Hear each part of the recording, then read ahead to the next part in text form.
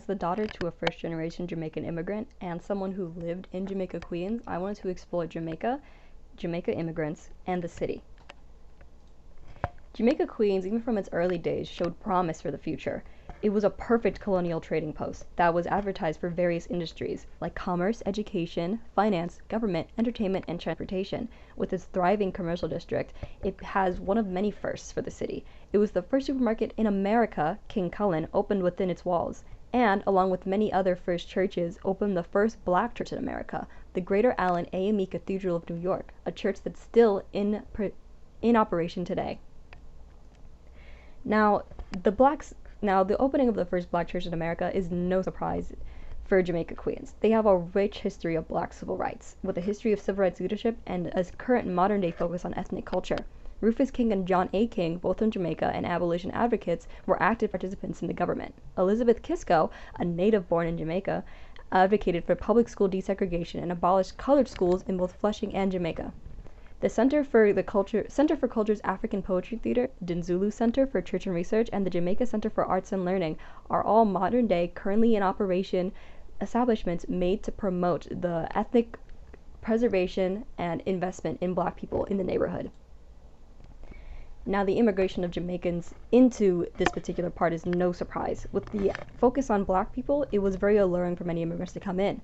The first wave of Jamaican immigrants was in the 1920s. However, it was tempered later by quotas and the other racially biased immigration restrictions instituted by the Immigration Nationality Act, which is why the 1965 Hart-Celler Act invited a new wave of Jamaican immigrants to come in, especially with other nationalities like Jewish people, Germans, and Italians moving to newly developed suburbs. Jamaicans flooded into the area using family preference visas, as the Hart-Celler Act made family reunification a cornerstone of the American immigrant system.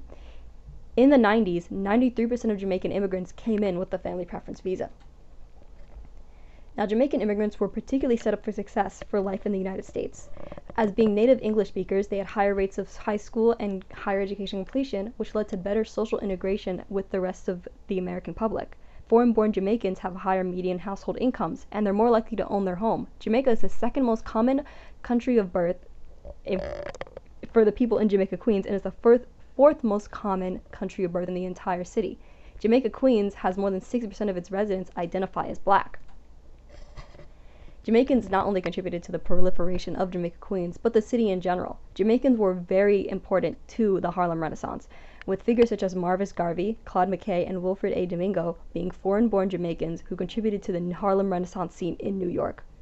Garveyism, coined by Marcus Garvey, was an ideological mix of the black pride, diaspora consciousness, and defiance of white racism, and Marcus Garvey established the Universal Negro Improvement Association with a branch in New York with speeches aimed at Afro-Caribbeans. Negritude, a critique of literary theory made to cultivate black cultishness across the diaspora, was popularized by McKay, and McKay's writings that combined Garveyism with negritude led to the core components of the Harlem Renaissance.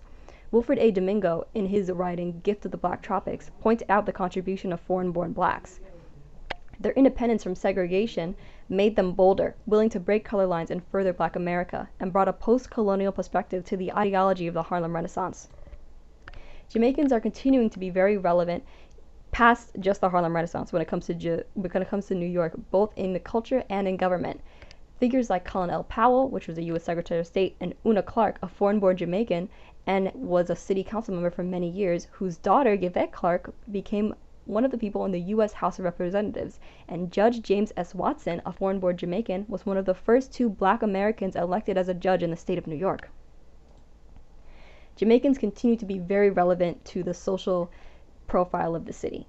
While they still consider themselves socially separated, yet they feel united with African Americans through their shared cultural differences and racial discrimination. They have many musical contributions like reggae, dancehall, and hip-hop, with DJ Kool Herc, a foreign-born Jamaican, being coined as the father of hip-hop. And of course, Jamaican cuisines like beef patties are iconic to the city structure. Jamaica, Queens is an iconic neighborhood in Queens that has earned its legacy through hard work and notable individuals. The neighborhood's advocacy for black people drew in immigrants, especially Jamaican immigrants, and these immigrants contributed massively to some of New York's most relevant cultural offerings and continue to do so to this day.